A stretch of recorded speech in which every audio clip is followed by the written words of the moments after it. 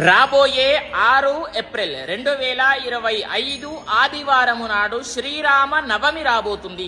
ఆ రోజున మనము ఏం చెయ్యాలి చూడండి. ప్రతి ఒక్కరు కూడా బ్రహ్మ ముహూర్తంలో అనగా సూర్యుడు ఉదయించక ముందే తలస్నానము చేయండి. తలస్నానము చేసి సూర్య భగవంతుడికి నమస్కారం చేసుకోండి. తర్వాత ఏం చేస్తారు అని అంటే, ఎవరికైతే పెళ్లి అవ్వడం లేదు, రాముడి లాంటి భర్త, సీతమ్మ లాంటి భార్య రావాలి అని ఎవరికుండదు చెప్పండి? ప్రతి ఒక్కరికి కూడా ఉంటుంది.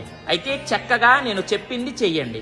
ఆ రోజున విసనకర్ర, వస్త్రదానము, పండ్లు దానంగా ఇవ్వండి. ఎవరికి? బ్రాహ్మణులకు. అదే విధంగా దగ్గరలో ఉండేటటువంటి రామాలయానికి వెళ్లి దర్శనం చేసుకోండి పొద్దున్నే. అదే విధంగా చాలా చోట్ల కూడా సీతారాముల వారి కళ్యాణం జరుగుతూనే ఉంటుంది. అక్కడికి వెళ్లి పాల్గొనండి.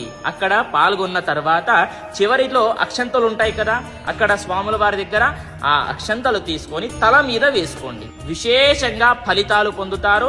ఇది మామూలుగా పెళ్లి కోసమే కాదు, ఎంతో మంది చక్కగా వ్యాపారంలో గాని, ఉద్యోగంలో గాని ఇవన్నీ కూడా చాలా మంది ఫలితాలు పొందారు. కాబట్టి ప్రతి ఒక్కరికి కూడా తెలియజేయండి. ఇంకొకటి, ఎవరికైతే ఇంట్లో పూజా విధానం కావాలి అని ఉంటుంది కదా, అది గజానంద స్వామి ఆస్ట్రాలజర్ అనేటటువంటి యూట్యూబ్ ఛానల్లో అప్లోడ్ చేయడం జరిగింది. అక్కడికి వెళ్లి చూడగలరు అనేది ప్రతి ఒక్కరికి కూడా తెలియజేస్తూ, స్వస్తి సర్వే జనాః సుఖినో భవంతు.